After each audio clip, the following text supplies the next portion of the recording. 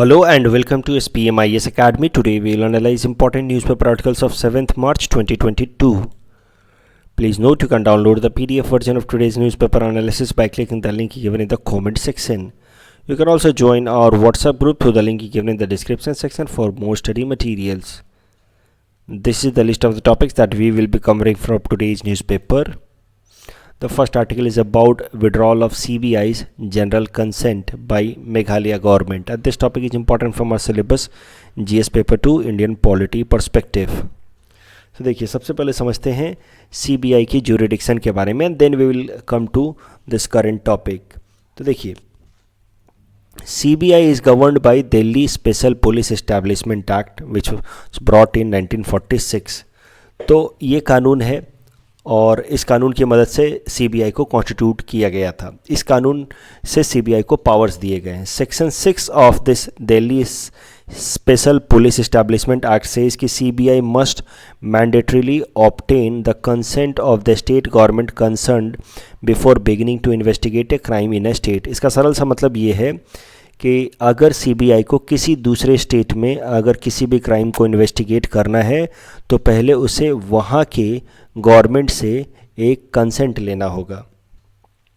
The consent of the state government can be either case specific और general, मतलब case by case भी consent दे सकती है state governments, या फिर इन जनरल भी कंसेंट दे सकती है कि ठीक है आपको CBI को ओवरऑल हमने कंसेंट दे दिया है कि जो भी मैटर भारत सरकार उसको रेफ़र करे उस मैटर को CBI उन स्टेट्स में आकर के फिर इन्वेस्टिगेट कर सकती है. तो इन जनरल ज़्यादातर स्टेट्स ने जनरल कंसेंट दे रखा है CBI को, मतलब CBI need not to take special permission from the state governments every time when they have to investigate a case in a particular state. तो most of the states have given general consent to CBI, यानी कि उनको बार बार permission लेने की ज़रूरत है नहीं. अब करंट मुद्दा क्या है? हाल फिलहाल में कई सारे स्टेट्स CBI से अपना जनरल कंसेंट विड्रॉ कर रहे हैं. States like Maharashtra, Punjab, Rajasthan, West Bengal, Jharkhand, Chhattisgarh, Kerala, Mizoram ये ऑलरेडी विड्रॉ कर चुके हैं CBI से अपना जनरल कंसेंट. अगर ज़्यादातर स्टेट्स को देखा जाए तो they are ruled by opposition parties, तो हो सकता है कि इसमें कुछ पॉलिटिकल इश्यूज भी हों. बट अगर देखा जाए मिजोरम को, तो मिजोरम के अंदर ये कंसेंट तब विड्रॉ किया गया है जब वहाँ पे सरकार जो थी that was of same government, that was of the same party that is at the centre. मतलब BJP की सरकार इन स्टेट्स में कोलिशन गवर्नमेंट बनाए हुए है. BJP की जो पार्टी है इन स्टेट्स में कोलिशन गवर्नमेंट बनाए हुए है. अब करंट डेवलपमेंट क्या निकल के आ रहा है इसी मैटर से रिलेटेड? मेघालय ने भी अब जनरल कंसेंट CBI से विड्रॉ कर लिया है, and with this Meghalaya has become the 9th state in the country to have taken this step. Meghalaya की भी बात की जाए तो वहाँ पे भी जो BJP है वो एक अलायंस में है एंड वहाँ पे NDA की सरकार है.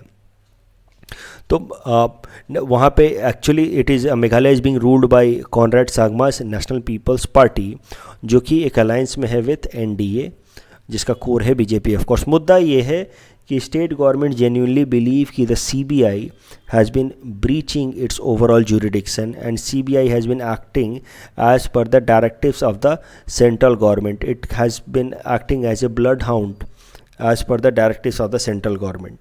और इसी कारण से धीरे धीरे जनरल कंसेंट विड्रॉ कर रहे हैं कई सारे स्टेट्स फ्रॉम CBI. और भी डिटेल में देखेंगे कि आखिर क्यों ये जनरल कंसेंट कई सारे स्टेट्स विड्रॉ कर रहे हैं. सबसे पहले समझते हैं कि ये जो विड्रॉल है जनरल कंसेंट का, इससे क्या फ़र्क पड़ेगा. हाउ और what this withdrawal of general consent actually mean. तो CBI will not be able to register any fresh case in these states. उसके अलावा CBI officers will lose all powers of a police officer as soon as they enter this state. So they won't be counted as a police officer. They won't have any extraordinary power. They will be treated as any private citizen when they are in these 9 states. That is the meaning of withdrawal of general consent from CBI. अब समझते हैं कि why the withdrawal of general consent by the states. आखिर ये कर क्यों रहे हैं? कारण सरल है जी. स्टेट्स को ऐसा लगता है कि the central government is using CBI as a tool against them, and these state governments are unfairly being targeted by the union government. और देखिए सीबीआई की क्रेडिबिलिटी वैसे भी कई दफ़ा क्वेश्चन में रही है। उसके कई सारे कारण हैं। सबसे पहला तो स्ट्रक्चरल कारण है कि सीबीआई की क्रेडिबिलिटी क्वेश्चन में रही है। स्ट्रक्चरल कारण ऐसा है कि भारत सरकार जो ministry of personnel pension and public grievances के अंदर आने वाला department of personal itself regulates CBI. तो functions of CBI comes under this और naturally और ये जो ministry of personnel pension and public grievances है of government of India which falls under prime minister's office himself, तो indirectly आप कह सकते हैं कि CBI इज गेटिंग गाइडेंस और directions from the prime minister's office. Anyway the union government regulates CBI, उसके इस ministry of personnel pension and public grievances के अंतर्गत ही आता है। सो इसी कारण से CBI को ऑटोनॉमी पे हमेशा ही सवाल रहे हैं और CBI जो भी एक्शंस लेती है तो उसमें माना जाता है कि CBI is acting on the directives of the central government. So this is how the structural the way structure of CBI has been made, that itself raises question on autonomy and functioning of CBI. CBI directly falls under administrative control of central government, of course, and that is why it is being questioned time and again. In any case where the government minister or the ruling party members are directly or indirectly involved, the functioning of CBI is questioned, क्योंकि जब भी CBI कोई action लेती है तो लोगों को लगता है कि CBI is acting in impartial manner. Supreme court ने भी CBI पे कुछ स्टेटमेंट इस तरह का दे रखा है। सुप्रीम कोर्ट ने 2013 में कहा था कि CBI is a caged parrot which speaks only it's masters voice. तो ये स्टेटमेंट याद रखना, जब उस टाइम की बीजेपी की उस टाइम में यूपीए की सरकार थी, उस टाइम में कई सारे इस तरह के एलिगेशंस लगे थे CBI के ऊपर, खासकर कोल स्कैम के केस में। जब उस टाइम के जो CBI डायरेक्टर थे he acted on directions of the union government, कई सारे उन्होंने चेंजेस कर दिए थे that made the investigation process more difficult. So उस टाइम में फिर सुप्रीम कोर्ट ने कहा था कि CBI is a caged parrot and it speaks only master's voice. तो indirectly supreme court indicated towards excessive political interference in functioning of CBI and supreme court indicated again towards the government or asked the government to bring more and more autonomy in the functioning of CBI. तो क्या सवाल ऐसा भी आ सकता है आपसे कि क्या करा जा सकता है CBI की ऑटोनॉमी को इंश्योर कराने के लिए? So several suggestions could be made. For example, of course we need to reduce government control. उसके लिए we need to delink CBI from administrative control of the government. उसका अपॉइंटमेंट या functioning provision जो है वो भारत सरकार से उसके एक आर्म लेंथ डिस्टेंस क्रिएट कर देने की ज़रूरत है। उसके अलावा we need to give statutory status to CBI through a proper law. ये जो कानून आप देख रहे हैं जिसकी मदद से CBI आप कह सकते हैं बना, Delhi Special Police Establishment act, इस कानून की मदद से बस CBI को पावर्स मिलते हैं उसके, but CBI itself is not a statutory body. So there is need of creating or making a special law जिसकी मदद से CBI को पावर, फंक्शंस और ऑटोनॉमी मिल सके। Parliamentary Standing Committee on Personal Public Grievance Law and Justice on working of CBI recommended following points. तो ये सब भी आप लिख सकते हैं। We need to strengthen human resource by increasing the strength of CBI. ये तो एक जनरल स्टेटमेंट है। Better investment of in the infrastructural facilities, increase financial resources and give more powers to CBI related to union, state and concurrent list. तो ये तमाम बातें आप लिख सकते हैं जो इस पार्लियामेंट्री स्टैंडिंग कमेटी ने रेकमेंड किए हैं। The next topic is about sarpanch absenteeism and this topic is important from our syllabus GS paper 2 Indian polity, खासकर उसमें लोकल गवर्नेंस को से रिलेटेड ये टॉपिक है। ये topic ethics and integrity perspective से भी इंपॉर्टेंट हो सकता है। देखेंगे कैसे। सबसे पहले समझिए करंट न्यूज़ क्या है। तो देखिए, this young girl Vaishali, she is a daughter of ex-block pramukh and she herself became sarpanch last year of a Hardoi village. तो इनको खुद सरपंच बनाया गया। इसी वोन इलेक्शन और फादर का तो सपोर्ट था ही, since her father himself was a block pramukh. तो ये बन गई सरपंच। अब उसके बाद हाल फिलहाल में इनका एक वीडियो सामने आया सोशल मीडिया प्लेटफॉर्म पे, where she was found requesting the government of India to extract her and her colleagues from Ukraine since they are trapped in a war torn region. तो बाद में और इन्वेस्टिगेशन करी गई तो पता चला कि she has been pursuing a 5 year college course in Ukraine. अब ये कई सारे क्वेश्चंस रेज करता है। Since she herself is a sarpanch, how is she pursuing this 5 year college course in Ukraine? क्योंकि gram panchayat is suppose to meet once a month and gap between two meetings cannot exceed 2 months, and a panchayat member cannot be absent in 3 consecutive meetings, and she herself is a sarpanch, so how can she be studying in Ukraine? In that case, it's very clear example of sarpanch absenteeism. It's a very clear example of how the local governments, panchayati systems have been mainly formal in nature, but there have been no following of the ground rules. The citizen charter regarding panchayati raj have been completely neglected. तो इसको आप case study की तरह भी इस्तेमाल कर सकते हैं कि कैसे जो लोकल गवर्नेंस वाली बॉडीज़ हैं हमारी, वहाँ पे फॉर्मलिज्म ज़्यादा हो रहा है, और जो ग्राउंड एक्टिविटीज़ हैं, ग्राउंड रियलिटीज़ हैं, जिसको हम लोग ग्रास रूट गवर्नेंस कहते हैं या ग्रास रूट डेमोक्रेसी कहते हैं, that actually is not getting strengthened. ये बस फॉर्मेलिटी हो रही है, इलेक्शन हो रहा है, and people are getting elected and then they move out. So in this way you can use this particular example and mention the phenomena of sarpanch absenteeism. Political absenteeism तो होते ही रहते हैं. कई सारे हमारे एमपीज एमएलए जो हैं वो विदेशों के लिए चले जाते हैं कई सालों तक, कई महीनों तक.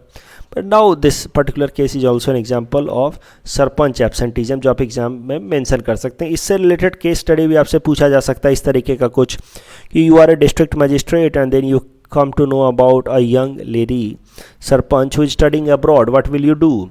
How will you prevent such occurrences and these events of absenteeism by sarpanch in future? सबसे पहले तो आप स्टार्टिंग में आपके क्या एक्शंस होंगे उसको आप लिख सकते हैं इस तरह से कि will enquire the matter and collect relevant information, establish the fact of absenteeism कि सच में वो एब्सेंट थी कि नहीं. उसके लिए you need to talk to the other members of gram सभा.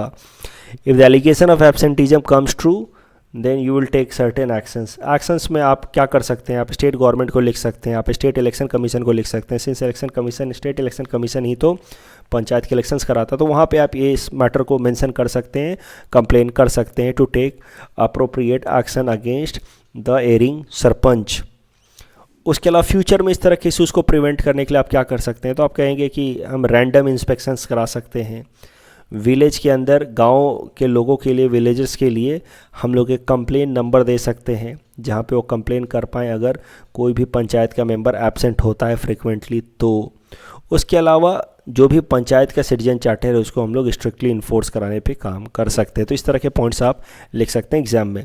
The third point is about Swiss foreign policy of neutrality, and this topic is important from our syllabus GS paper two international relations. और यहाँ पे एक quote हम देखेंगे that is very useful from our syllabus GS paper 4 ethics and integrity perspective. Swiss neutrality देखिए,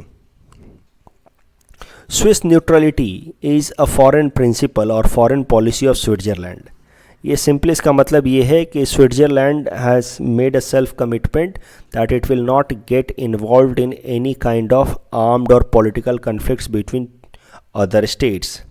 it's a self imposed policy, और Switzerland का मानना है कि only through this policy it can ensure its own security and promote peace. तो neutral रहना है, किसी के भी कन्फ्लिक्ट में, पॉलिटिकल या आर्म्ड कन्फ्लिक्ट में हमें इंटरवीन नहीं करना है. That is Swiss neutrality which is a core foreign policy of Switzerland, and this foreign policy is being pursued by Switzerland since 1815. और इसी पॉलिसी को फॉलो करते हुए Switzerland decided not either to be part of European Union और to join NATO. In fact बहुत United Nations को भी Switzerland ने बहुत लेट 2002 में जाकर के ज्वाइन किया, व्हेन इट रियलाइज्ड कि it is not an example of any particular group, it is an example of और united nation is a platform for collective security. It's a kind of universal organisation. और उसके बाद जाकर के उसने इसको join किया इन 2002. अभी जो स्विस न्यूट्रलिटी का फिनोमिना है। इसका PSIR political science international relations में स्टूडेंट्स काफ़ी अच्छा इस्तेमाल करते हैं। आपको याद होगा, अगर आप PSI स्टूडेंट हैं तो ही आपके लिए इंफॉर्मेशन रेलेवेंट है, मैं बता रहा हूँ जो। तो देखिए, कौटिल्य की मंडल सिद्धांत हैं जिसमें अलग अलग तरह के एनिमीज़ के बारे में, अलग अलग तरह के फॉरेन स्टेट्स के बारे में बातचीत की गई है, जिसमें कौटिल्य ने अरी नाम दिया है एनिमी को, मित्र नाम दिया है फ्रेंड को। तो इस तरीके से अलग अलग स्टेट्स को अलग अलग नाम दिया है। उसमें कौटिल्य नाम देते हैं उदासीन states, neutral states, who remain neutral in case of war.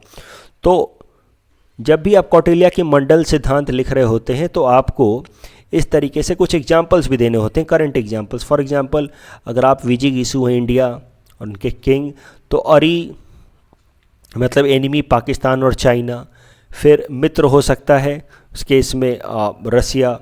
तो इस तरीके से आपको एग्जाम्पल्स भी देने होते हैं कुछ करंट टाइम्स के, टू मेक द कौटिल्याज मंडल सिद्धांत अपीयर रेलेवेंट। वहाँ पे आप उदासीन स्टेट का एग्जाम्पल में हमेशा से ही लिख सकते हैं, example of Switzerland because of its Swiss neutrality foreign policy.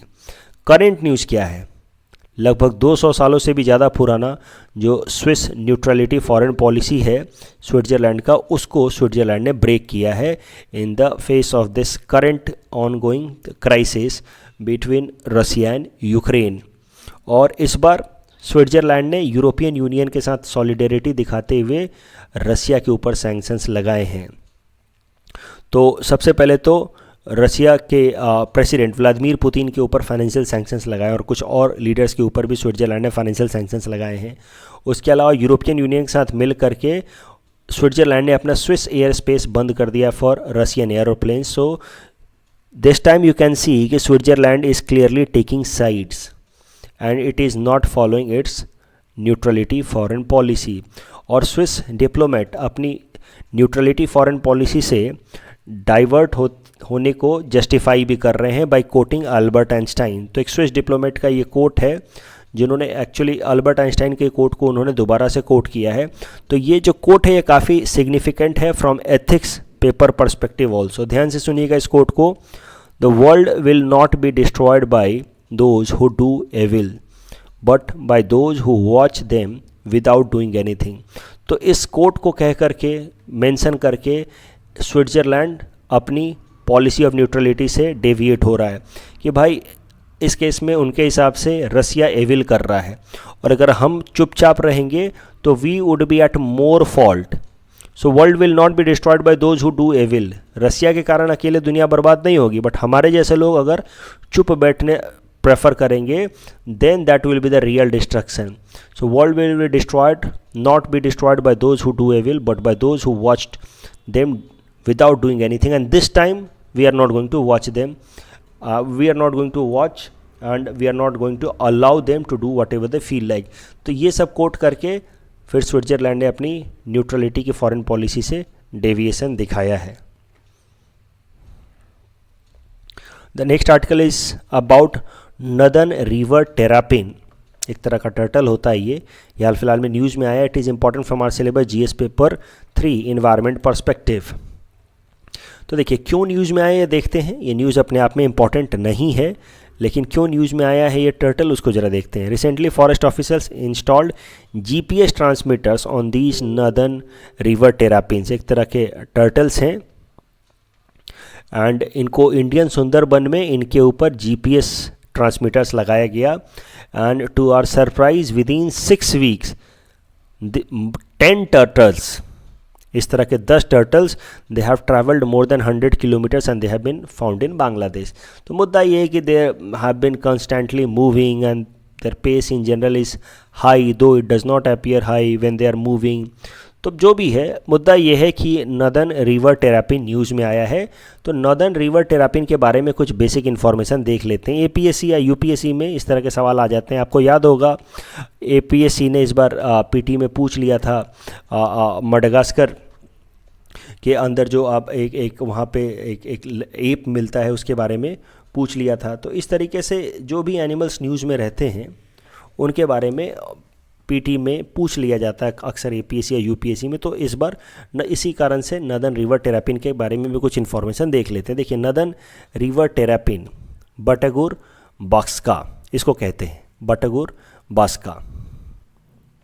तो इसका फिजिकल फीचर लगभग 60 सेंटीमीटर ये लंबा होता है and it is recognised by 4 claws in front feet and 5 whereas the other turtles have 5। तो इस बात को ध्यान से समझिए, इसके पास 4 ही क्लॉज होते हैं फ्रंट फीट में, जबकि बाकी टर्टल्स के इन जनरल 5 क्लॉज होते हैं।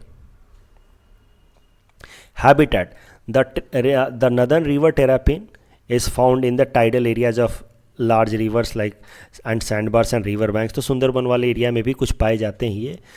दे are presumed to be extinct in several south east Asian countries.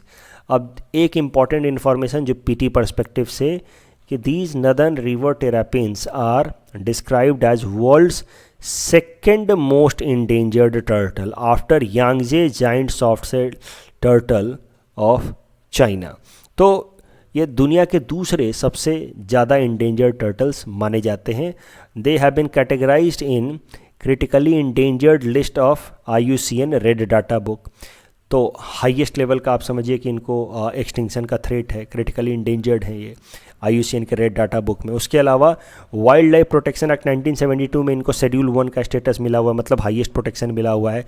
Sites जो इंटरनेशनल ट्रेड को रेगुलेट करता है ऑन इंडेंजर्ड स्पीसीज़, उसमें इनको अपेंडिक्स 1 में डाला गया है। इसका मतलब ये है कि इनका ट्रेड इंटरनेशनल लेवल पे इलीगल है। Trade in these species, international trade in these species is illegal since they have been mention in appendix 1 of CITES. इस टॉपिक के बेसिस पे ये प्रीलिम्स प्रैक्टिस क्वेश्चन हमने आपको दे रखा है। Please attempt this question and you can submit the answer in the comment section.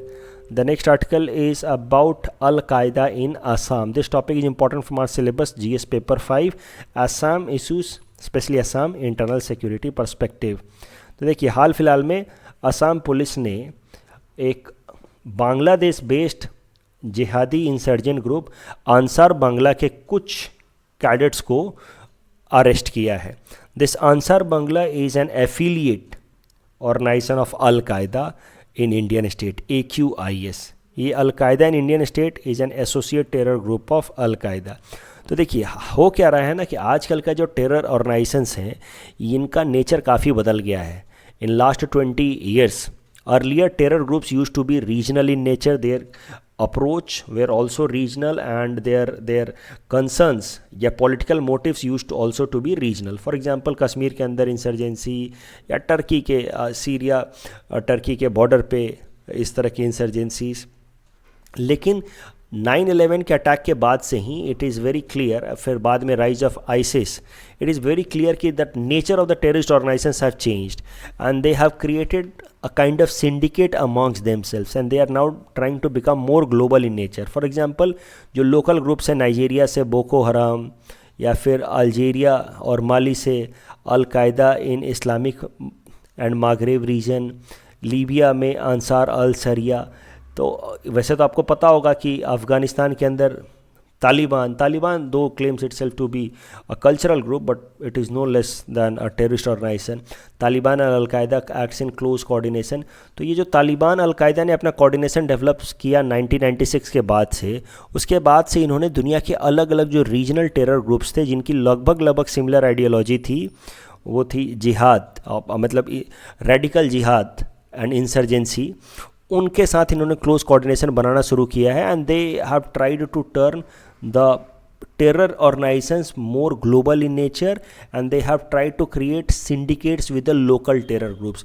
और इसी तरीके का एक लोकल टेरर ग्रुप है बांग्लादेश का अंसार बांग्ला, जिसके साथ al-Qaeda has created a kind of a syndicate.